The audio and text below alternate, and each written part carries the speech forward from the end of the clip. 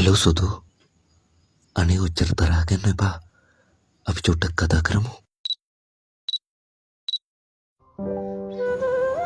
මට අවසානයට යට කියන්න පුළුවන් වුණේ එච්චරයි ඊන කන්දක් මවපු අතරේ එක පාරටම එයා පැත්තෙන් බ්ලොක් වෙනකොට බබූ පැලෙන්න තරම් වේදනාවක් ආවා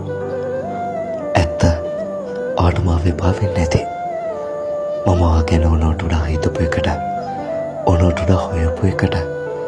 කෑගාලා රණ්ඩු කරලා ඔයාගේ වැරදි දේවල් හදපු එකට මං දන්නවා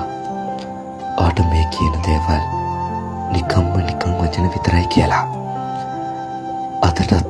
ආමාව දාලා කියපු හේතුවක් හිතාගන්න බැරුව මං ගොඩක් අසරණ වෙලා ඉන්නවා